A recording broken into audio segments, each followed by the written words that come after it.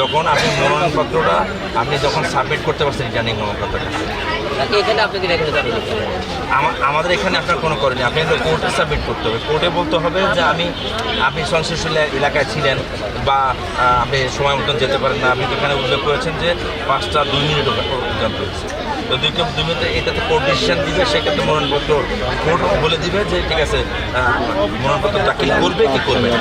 কিন্তু আমাদের কাছে হচ্ছে আপনার মনোনয়নপত্র যদি বাতিল হয়ে যায় সেক্ষেত্রে আমরা আপনার অ্যাপিল গ্রহণ করব। বগুড়া 4 কালু নন্দীগ্রাম থেকে এবার নির্বাচনে আমি আম জনতা পার্টি থেকে দল থেকে নির্বাচন করতেছি এবার। আর এবার মনে করেন আমি জমা দেওয়ার দিনে আমার 5টা 2 মিনিট হয়ে যায়। 5টা 2 হওয়াতে আমি আর জমাটা দিতে পারি না। জমাটা না দেওয়ার কারণে মনে করেন সেখান থেকে নির্বাচন কমিশনের কথাবার্তা বলার পরে তারা বললো আপনি প্রধান নির্বাচন ঢাকায় আপনি এসে আপিল করেন। টানা তৃতীয়বার অর্জন করেছে দেশের সেরা সুপার ব্র্যান্ড স্বীকৃতি বসুন্ধরা টিস্যু।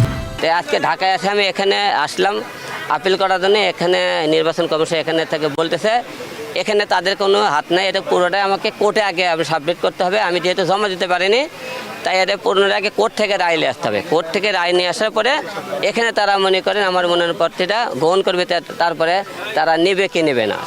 এই জন্য আজকে এখানে এসেছিলাম। তো বগুড়া থেকে ওরা ভুল ইনফরমেশন দিয়েছে, ওখান থেকে মনে করেন কোনো রকম খালি আমাকে মনে করেন বিদায় করতে পারলে তারা বাসে। আমি হইসই করবো বেশি, এই জন্য মনে করেন সেদিন দেখেন 5টা 2 মিনিট কোনো বিষয় না। অথচ তারা মনে করেন ভিতরে কিন্তু জমা নেওয়ার পরে আমরা গেটে এক হলে সীমানায় পৌঁছতে পারিনি। আমরা কিন্তু সীমানার মধ্যেই ছিলাম, কিন্তু তারা নেয়নি। এবং দেখেন আমি সেদিন তার হওয়ার থেকে সিঁড়ি থেকে পড়েও গিয়েছিলাম, আপনি ভিডিও ফুটেজ দেখেছিলেন। আমি খুব চেষ্টা করেছি দেওয়ার জন্য, কিন্তু ওরা আর মানবতার খাতিরে 2-1 মিনিটের জন্য তারা আমাকে এটা আমার জমাটা নেয়নি। এই জন্য আজকে ঢাকায় এসেছিলাম আপনি প্রধান নির্বাচন কমিশনের এটা জমা দেওয়ার জন্যে। এখানে জমা দেওয়ার কোনো সিস্টেম নাই। আমি আগামীকাল কোর্টে আপিল করবো, এটা কোর্টে যাবো আর কি বিষয়টা।